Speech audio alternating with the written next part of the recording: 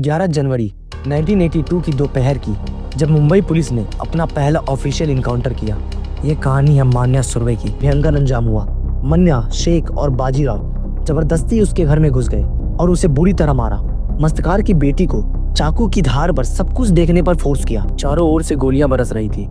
गाड़ी की विंडशील्ड टूट चुकी थी और सबीर की बॉडी में गोलियां धंस चुकी थी। मन्या के खौफ का सबसे बड़ा शिकार हुए इंस्पेक्टर ES दाभोलकर रख दिया, क्योंकि सबीर की मौत के बाद दाऊद को काबू कर पाना नामुमकिन था। Hello everyone, myself Sahib Sheikh and welcome back to my channel tier Sheikh stories. क्या आप लोगों को ये पता है कि इंडियन हिस्ट्री की फर्स्ट एवर इनकाउंटर कब, किसकी और क्यों हुई थी? आप लोगों में से बहुत से लोगों को ये मालूम भी होगा और बहुत से लोगों ने इसकी स्टोरी भी सुनी होगी और बहुत से लोगों ने इससे रिलेटेड मूवीज भी देखी होगी। तो आज की इस वीडियो में हम डिस्कस करने वाले हैं इसी टॉपिक के ऊपर। Let's start today's video which revolves around the encounter of महाराष्ट्र's well known gangster Manya Surve. So without any further ado, let's start the video.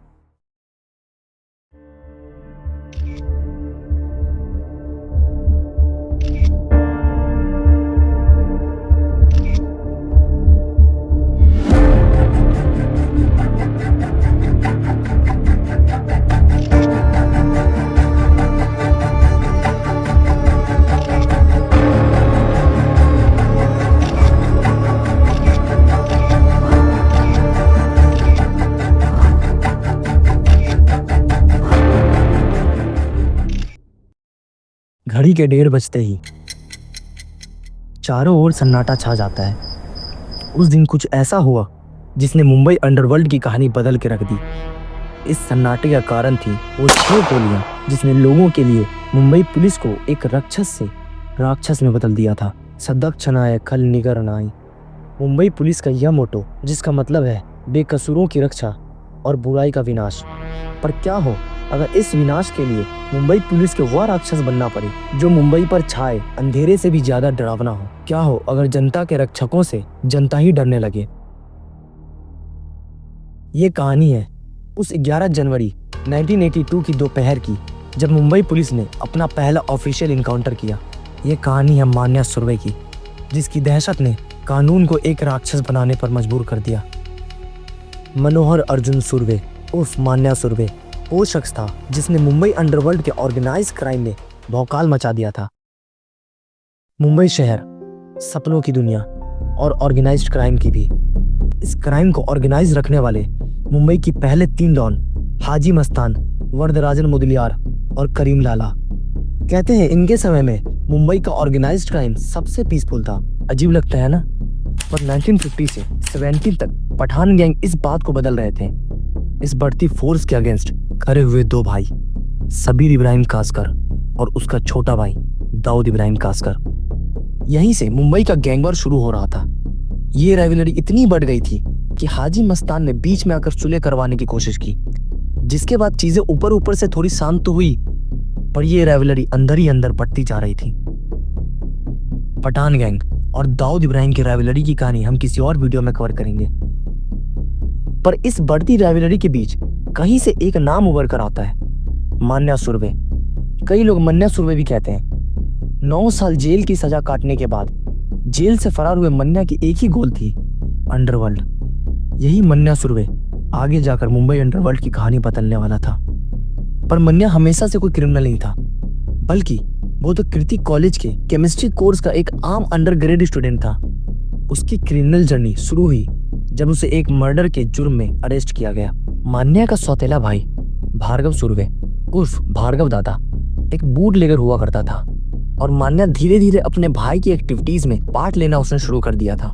इसी के चलते भार्गव सुर्वे को एक बिजनेसमैन के मर्डर में अरेस्ट कर लिया गया था।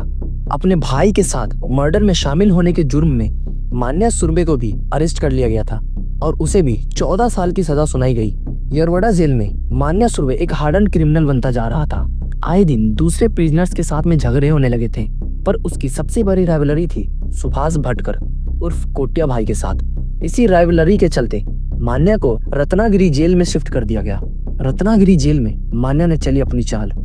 मान्या कई हफ्तों से भूख हड़ताल पे था, हंगर स्ट्राइक, ये कहते हुए कि भाई वो इनोसेंट है और उसे फंसाया गया है। इस हड़ताल की वजह से मान्या के 18 से 20 किलो वजन कम हो गए और जिसके बाद उसकी हालत बहुत खराब होने लगी और उसे अस्पताल में शिफ्ट किया गया। पर जेलर्स को ये नहीं पता था कि मान्या ये सब प्लान करके कर रहा है। हॉस्पिटल में मौका पाते ही मान्या सुरवे 14 नवंबर 1979 को 9 साल की सजा काटने के बाद फरार हो गया। जेल से भागने के बाद मान्या के पास एक ऑप्शन था कि वो एक नई लाइफ शुरू कर दे, पर अब मान्या एक क्रिमिनल बन चुका था और उसे एक ही चीज चाहिए थी, पावर। वो चाहता था कि लोग उसके नाम से डरे। जेल से भागने के बाद मान्या ने मुंबई के हर एक गैंग में शामिल होने की कोशिश की। उस समय गैंग्स रिलीजियस यूनिटी पर चलती थी और एक हिंदू होने की वजह से मान्या को किसी भी गैंग में जगह नहीं मिली। इसी के चलते मान्या ने 10-12 लोगों को जमा करके अपनी खुद की गैंग बनाई, जिसमें उसके खास दोस्त शेख मुनीर और बाजीराव बाजिया पाटिल उसके खास सोल्जर थे।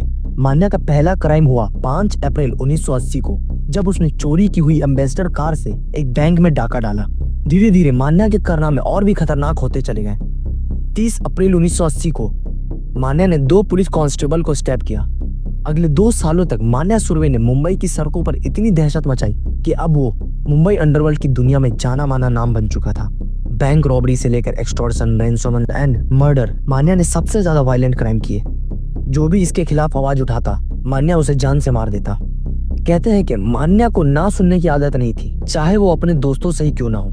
यही हुआ जब मान्या ने अपने 2 दोस्त पापी पाटिल और अशोक मस्तकार से पैसों की मांग की और उनके मना करने पर मान्या ने उन्हें भयंकर सजा दी। 1979 की एक शाम महीन में जिम में मान्या चलता हुआ आया। जिम में काफी भीड़ थी और मान्या उस भीड़ में अपनी पर्सनैलिटी की वजह से स्टैंड आउट कर रहा था। अपने अर्ली स्टेज में मान्या की फिजिक काफी बढ़िया हुआ करती थी। लंबा चौड़ा आदमी एक टाइट टी शर्ट में बिल्डिंग बाइसेप्स और फोरआर्म के साथ जब जिम में एंटर करता है तब सबकी नजर उस पर होती है। सब उसे एक्सरसाइज करते हुए देखने का इंतजार कर रहे थे, पर मान्या का इरादा कुछ और था। उसकी आंखें चारों ओर किसी को ढूंढ रही थी और फिर उसकी नजर पड़ी पाटिल पर, और तब तक पाटिल की भी नजर उस पर पड़ चुकी थी, जिससे वो ऑलरेडी डरा हुआ था। मान्या पाटिल के पास गया। उसकी आंखों में गुस्सा था और पाटिल की आंखों में डर देखते देखते मान्या ने अपनी पॉकेट में हाथ डाला, एक रिवॉल्वर निकाला और बिना एक भी पलक झपकाए पाटिल की दोनों पैरों में गोली मार दी और फिर आसपास डरे हुए लोगों से नजरें मिलाई और चुपचाप चल दिया, जैसे कुछ हुआ ही ना हो। मस्तकार के साथ भी ऐसा ही एक भयंकर अंजाम हुआ। मान्या, शेख और बाजीराव जबरदस्ती उसके घर में घुस गए और उसे बुरी तरह मारा। मस्तकार की बेटी को चाकू की धार पर सब कुछ देखने पर फोर्स किया और जाते जाते मस्तकार के चेहरे पर मान्या ने एसिड फेंक दिया, जिससे उसका पूरा चेहरा उसकी बेटी की आंखों के सामने पिघल गया। मान्या अपने साथ हर समय एक एसिड की बोतल रखता था। उससे मान्या के गुस्से से सब डरते थे। कोई भी उसके सामने आने की जरूरत नहीं करता था। अपने साथ वो हर समय रिवॉल्वर, एक चॉपर, एसिड की बोतल और हैंड ग्रेनेड रखता था। कुछ लोग कहते हैं कि मान्या सुरवे एक थैली में हैंड ग्रेनेड लिए ऐसे घूमता था कि जैसे वो बॉम्ब नहीं फ्रूट्स हो। ये भी कहा जाता है कि मान्या गालियां बहुत देता था और सबसे ज्यादा गालियां वो पुलिस को देता था। मान्या को सबसे ज्यादा नफरत अगर किसी से थी तो वो पुलिस थी। इसी के चलते मान्या के खौफ का सबसे बड़ा शिकार हुए इंस्पेक्टर ES दाभोलकर, जिन्होंने उसे अरेस्ट किया था। जेल से भागने के बाद मान्या दाभोलकर के घर गया जब वो काम पर थे और उसकी फैमिली को धमकी दी कि वो उसे मार देगा। इसी के साथ रेगुलरली मान्या उन्हें फोन पर धमकियां देकर टॉर्चर करता था। दाभोलकर मान्या की धमकी से इतना डरे हुए थे कि रिटायरमेंट लेने के बाद दाभोलकर ने अपना हुलिया बदल लिया ताकि मान्या उन्हें पहचान ही न पाए। अपनी इसी रेपुटेशन की वजह से मान्या पठान गैंग की नजरों में आया, जिन्होंने उसे दाऊद इब्राहिम के भाई सबीर इब्राहिम कासकर के मारने की सुपारी दी। दाऊद के भाई को मारने के पीछे मान्या के अपने भी कुछ रीजंस थे। दाऊद गैंग मान्या के लिए कंपटीशन थी और मान्या को लगता था कि दाऊद गैंग को साफ करके वो अपना खौफ और ज्यादा फैला सकते हैं। कहते हैं कि मान्या जेम्स हार्डली चेज, एक फेमस थ्रिलर राइटर का बहुत बड़ा फैन था। वो उनके बुक्स से इंस्पिरेशन लेकर अपनी रॉबरी और क्राइम को स्ट्रेटेजाइज करता था। उसने यही किया साबिर इब्राहिम कासकर का मर्डर करने के लिए। साबिर और उसकी गर्लफ्रेंड चित्रा एक साथ हसीन शाम गुजारने के बाद लॉन्ग ड्राइव पर निकले।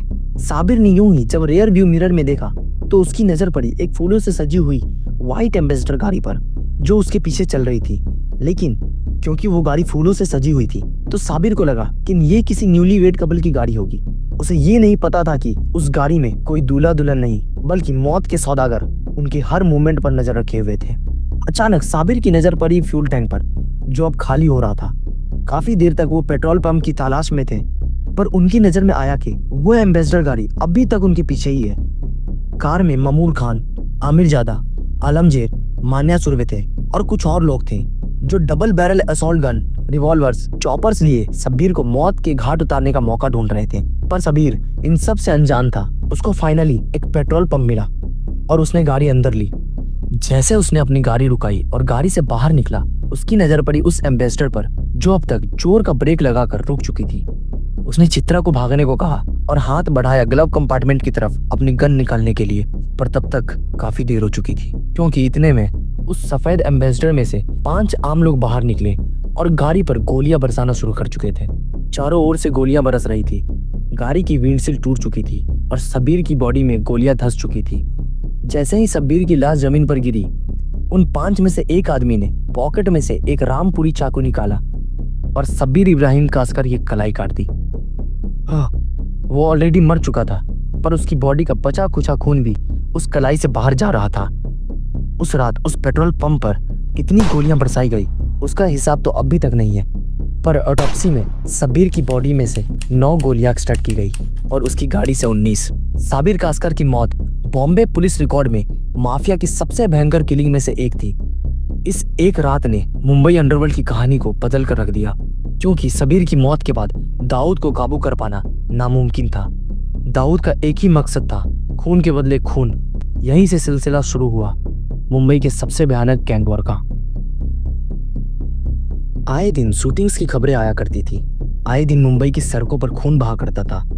गैंग वायलेंस का काला साया अब मुंबई पर पड़ चुका था और मुंबई पुलिस की पावर्स पर क्वेश्चंस उठना शुरू हो चुके थे, क्योंकि सबसे पहले तो उन्हें किसी भी क्रिमिनल के अगेंस्ट कोई भी एविडेंस नहीं मिलता था और कोई विटनेस भी नहीं मिलता था। अगर मिल भी जाए तो कुछ टाइम में वो क्रिमिनल बेल पर छूट जाता था। धीरे धीरे बॉम्बे पुलिस का फ्रस्ट्रेशन बढ़ता जा रहा था और ये फ्रस्ट्रेशन टूटा जब मुंबई पुलिस ने डिसाइड कर लिया, इनफ इज इनफ। वो क्रिमिनल्स को उन्हीं की भाषा में जवाब देंगे। और इसी डिसीजन के साथ मान्या की तलाश शुरू हुई। मान्या के शागिर्द एक के बाद एक पुलिस के हाथ आ रहे थे, पर मान्या उनकी पकड़ से बचता रहता था। कहते हैं मान्या बहुत पैरानॉइड था। वो अपनी मूवमेंट्स अपने सबसे करीबी सोल्जर्स को भी नहीं बताता था। शायद इसीलिए वो कई महीनों तक पुलिस से बचता रहा। पर एक लड़की का प्यार ही था जिसने मान्या को अपने घुटनों पर ला दिया। एक दिन क्राइम ब्रांच की टीम को टिप मिली थी। खबर ये थी कि 11 जनवरी 1982 की दोपहर 1:30 बजे मान्या सुरवे एक टैक्सी लेकर वडाला के अंबेडकर कॉलेज आने वाला है अपनी गर्लफ्रेंड को पिक करने के लिए। 10 जनवरी 1982 को पूरी प्लानिंग हो चुकी थी और अगली सुबह होते ही प्लान एग्जीक्यूट होना शुरू हुआ। अंबेडकर कॉलेज के लिए किसी आम दिन से अलग नहीं था। चारों ओर स्टूडेंट्स और लोगों की भीड़, टैक्सियों का आना जाना, काफी आम एक्टिंग थे। पर इन्हीं लोगों के बीच इंस्पेक्टर इसाक भागवान, राजा तांबट, सीनियर इंस्पेक्टर वाईडी भिड़े और 15 क्राइम ब्रांच के अधिकारी टी शर्ट जीन्स पहने हुए छुपे हुए थे। करीब 20 मिनट के बाद 1:30 बजे मान्या सुरवे टैक्सी से निकलता हुआ दिखाई दिया। सबकी नजर उस टैक्सी पर थी। जैसे ही पुलिस कांस्टेबल ने कंफर्म किया कि वो मान्या ही है, उन्होंने अपनी पिस्टल निकाली और मान्या को सरेंडर करने को कहा। मान्या ने उन्हें गाली दी और अपनी पॉकेट में रखी माउजर पिस्टल निकाली और उसने भागवान और तांबट की तरफ पॉइंट कर दिया, जो डायरेक्टली उसके सामने खड़े थे। इसके रिटेलिएशन में भागवान और तांबट दोनों ने बिना पलक झपकाए अपने रिवॉल्वर से फायरिंग की और मान्या की चेस्ट में 3-3 गोलियां मारी। मान्या सुरवे, मुंबई का पढ़ा लिखा गैंगस्टर, मुंबई पुलिस और मुंबई अंडरवर्ल्ड में अपनी दहशत मचाई थी। वो अपने जख्मों के चलते घुटने टेक चुका था। पर 6 गोलियां लगने के बाद भी मान्या सुरवे जिंदा रहा। उसे एक एम्बुलेंस में डाला गया और सायन हॉस्पिटल ले जाया गया, जहां उसे डेड ऑन एडमिशन डिक्लेयर कर दिया गया। 1969 में मान्या का अरेस्ट होना और 1982 का इनकाउंटर ही वो 2 इवेंट्स हैं जब मान्या और पुलिस का आमना सामना हुआ था। इतने सालों तक इतनी कोशिश के बाद भी मान्या पुलिस के हाथ नहीं आया था। इस इनकाउंटर के पीछे कई सारी कंट्रोवर्सीज छिपी हुई है। मान्या की खबर मिलने के पीछे कई थ्योरीज हैं। कुछ लोग समझते हैं कि मान्या की गर्लफ्रेंड ने पुलिस को टिप दी थी क्योंकि वो मान्या से फ्री होना चाहती थी। कुछ समझते हैं कि उसे दाऊद ने फोर्स किया था पुलिस को खबर देने के लिए, और कुछ का मानना है कि दाऊद ने खुद किसी इन्फॉर्मर्स के थ्रू खबर लीक करवाई थी। इन एनी केस दाऊद के इन्वॉल्वमेंट का बहुत स्ट्रॉन्ग सस्पेंशन निकल कर आता है। एक और कंट्रोवर्सी ये है कि मान्या सुरवे को हॉस्पिटल ले जाया जा रहा था, लोकमान्य तिलक हॉस्पिटल, जिसे सायन हॉस्पिटल भी कहते हैं। वो अंबेडकर कॉलेज के सिर्फ 5-7 मिनट की दूरी पर है। लेकिन मान्या को हॉस्पिटल पहुंचने में पुलिस को आधे घंटे से भी ज्यादा लगा। पुलिस नहीं चाहती थी कि मान्या इस एनकाउंटर से जिंदा बचे, इसीलिए जब तक वो हॉस्पिटल पहुंचा तब तक वो मर चुका था। वडालय में हुआ ये पहला एनकाउंटर मुंबई पुलिस के नए चैप्टर की शुरुआत थी। मुंबई पुलिस ने ठान लिया था कि अब किसी भी तरीके से जुर्म को मिटाना है। उनकी नई पॉलिसी थी बुलेट फॉर बुलेट। इसी के चलते मुंबई पुलिस की हिस्ट्री का सबसे खूंखार फेज शुरू हुआ। आए दिन किसी न किसी क्रिमिनल का एनकाउंटर हुआ करता था और हर प्रेस रिलीज में सेम कहानी होती थी। हम गए थे क्रिमिनल्स को अरेस्ट करने, उसने बचकर भागने के लिए हम पर फायरिंग स्टार्ट की। रिटेलिएशन में हमें उसे मारकर गिराना पड़ा। ये एनकाउंटर्स 1983 के बाद एक भयानक रूप ले चुके थे, जहां अंडरवर्ल्ड ही नहीं बल्कि आम जनता भी पुलिस से डरने लगी थी। उन्हें डर था कि मुंबई पुलिस उन्हें क्रिमिनल समझकर शूट न कर दे, क्योंकि ऐसे केसेस भी सामने आते हैं जिनमें इनोसेंट सिविलियंस का क्रॉस फायरिंग में आ जाना और कुछ सिविलियंस को क्रिमिनल समझकर एनकाउंटर कर देना। एक प्रोमिनेंट केस जिसने इस पुलिस एनकाउंटर की कंट्रोवर्सी को छेड़ा वो था फेक एनकाउंटर केस ऑफ सदा पावले, जावेद पावले एंड विजय ताउंदे। इस केस में पुलिस पर एलिगेशन लगाए गए थे कि उनकी मिशन रिपोर्ट्स एविडेंस से मैच नहीं करती। उन्होंने इन तीनों को सेल्फ डिफेंस में नहीं मारा, बल्कि ये पॉइंट ब्लैक मर्डर थे। काफी टाइम तक केस चलता रहा, पर फाइनली इन एलिगेशंस को बेदखल कर दिया गया। इन एनकाउंटर्स में कुछ प्रोमिनेंट नाम जो सुनाई दिए वो थे प्रदीप शर्मा, विजय सालास्कर और प्रफुल्ल भोसले। ये तीनों ही 1983 के सेम बैच में थे और इस बैच को किलिंग स्क्वाड कहा जाता था, क्योंकि इनमें से प्रदीप शर्मा ने अकेले ही 110 एनकाउंटर किए थे और विजय सालास्कर ने 60। पर क्या ये